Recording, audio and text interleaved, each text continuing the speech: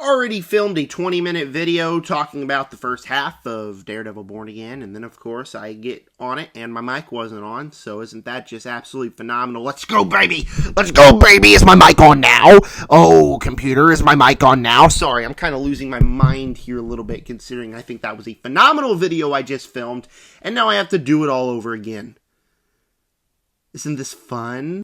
Alright, I know it's my problem, not your problem. We're going to talk about the first half of Daredevil Born Again. If you missed my episode 1 review, I thought episode 1 was fine. Setup episode, the ending was phenomenal, however, in that episode, and made me excited for the rest of the season.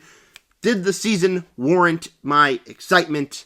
I'm going to review it here, or at least the first half. Anyways, before I dive in, subscribe, like button, hit the bell, subscribe for my troubles, man. This is the second time I've had to film this video, man. And I work in like 2 hours, so now I'm on crunch time, baby. So yeah.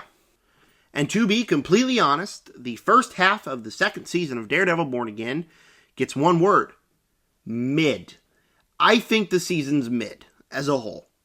Now, this is coming from somebody who really liked that original show, loved seasons of it, probably season 3. I adored season 3, one of the best seasons of television I ever had the honor of watching. But going into this season, season 1 of Born Again was a little bit frustrating to me, and I was excited to see what they would do in this season, but however, honestly, I was a little nervous, and my excitement dropped down because of how disappointed I was in that first season. And the season as a whole is mid. Let's talk about some positives here, right? The action, I think, in this season is much better than season 1 of this show. I think there are some pretty good action sequences, specifically with Daredevil and Bullseye in our latest episode, and then the Bullseye diner sequence in the latest episode, and the prison escape sequence in episode 3. I really enjoyed all of those action sequences, and I thought they were shot well, thought they were lighted well, honestly. I like that this season we're not having the fog that, took away from a lot of cool action sequences. You can see everything clearly in this season, and that's something I do really enjoy. And obviously, it's nice seeing the characters back. I love Charlie Cox's Daredevil, Vincent D'Onofrio's Kingpin, and Wilson Bethel's Kingpin, or Wilson Bethel Bullseye. Vincent D'Onofrio Kingpin, Wilson Bethel's Bullseye is what I've been trying to say. And it's so fun seeing these characters back, as always. I really like the relationship between Daredevil and Karen Page in this season. I'm loving what they are doing with Kingpin's character for the most part. Now, I'm going to complain about something later on in this video that you'll see, but I honestly really like what they're doing, specifically with him and Matthew Lillard's character. There has been never one person, except maybe Wilson Bethel and Charlie Cox, in this entire show, considering the first 3 seasons as well, that have ever been able to keep up with the acting chops of Vincent D'Onofrio. Matthew Lillard can do it. He is awesome in the show. You don't necessarily fear him, but you don't fear Kingpin when he's on screen. You know that Kingpin can't do anything to Matthew Lillard's character. At least that's what it feels like. And he's going toe-to-toe acting-wise with him. Conversations don't feel one-sided as they do with so many people where Kingpin's just like, do this or I'll kill you.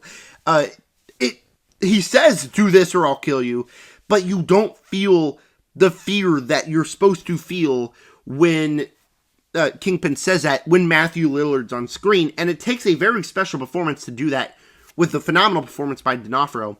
And so I am absolutely loving what we are doing with Matthew Lillard's character, and I'm very excited to see him later in the show.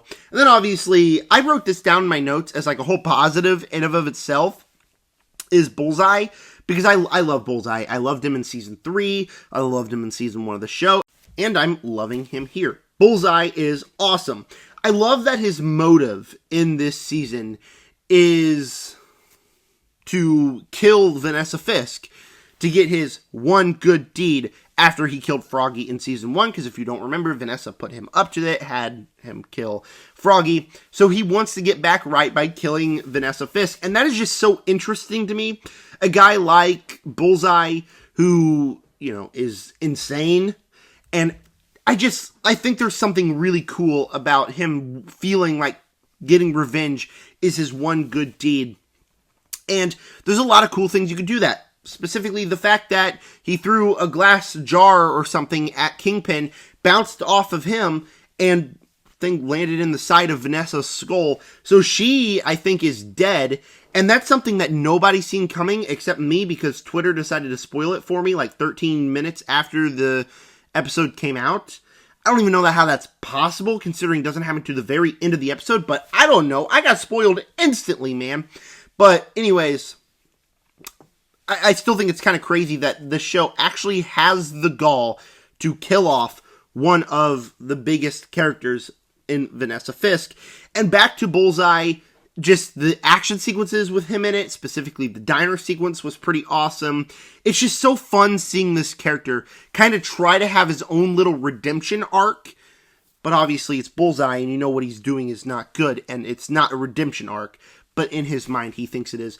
I said after episode 1, I kind of wanted to see him and Daredevil work together for a minute, just to see how that chemistry would go. And clearly, we're not going down that direction. I said I would be frustrated if we didn't. I honestly really like the direction we took Bullseye's character anyways. And like I mentioned, we have plenty of interesting ideas in this season. Again, with Bullseye and him kind of going on his own little redemption arc. The stuff with the resistance, the stuff in the court, the stuff with the swordsman. All of this is really interesting, and I'm excited to see how they kind of even it out here in the last 4 episodes. How they kind of close out the plot lines, pay off certain moments, see what's going to happen. So the show is filled with interesting ideas. And the score. Final positive here, the score in Daredevil Born Again is great.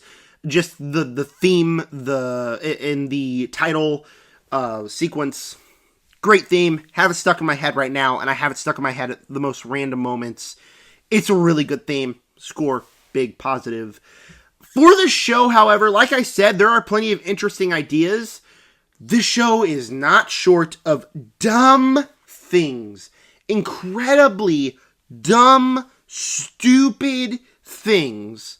Specifically regarding the fact, and it all goes back to this, that Wilson Fisk, the Kingpin, is mayor of New York City. Are we forgetting that he was in jail for, what was he in jail for? Murder in the first, or the second season, I believe, of Daredevil. He was in jail for killing people, and we're just going to be completely okay with him being mayor. And not only that, but you got a group of people being like, oh, he's a great mayor, and he's making our streets safer, la-di-da-di-da. He was a murderer, he's a killer, and, like, the public knows this. I know it kind of went like, oh, it was fake, he was framed.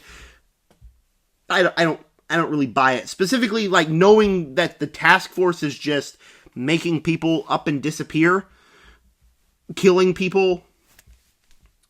I feel like it's kind of a no-brainer move to know that Wilson Fisk is crazy as a mayor. And I kind of get what the show's doing. It's kind of mirroring real life, honestly. And not to get too political, but tell me if you've seen this before. You got a certain political figure using a task force to make certain kinds of people that he doesn't like just disappear off the streets of New York. You got a certain group of people that are saying that he is one of the greatest mayors of all time, and then you got a certain group of people that can see what he is actually doing, and what he's actually doing is wrong. Pinch me if you've seen that before, specifically in real life. At least that's kind of what it comes off of to me, and I'm done talking about politics. If I see any crazy political comments in my comment section, they are getting deleted. This is not a political channel, but it's kind of what it feels like. And not only that, not only the fact that it's just insane that they let Wilson Fisk be mayor, it's insane that they let him in a boxing ring with a man that is much smaller than him. Obviously, he's a professional boxer, but Wilson Fisk has killed people with his bare hands. And I think that for the most part, we know this.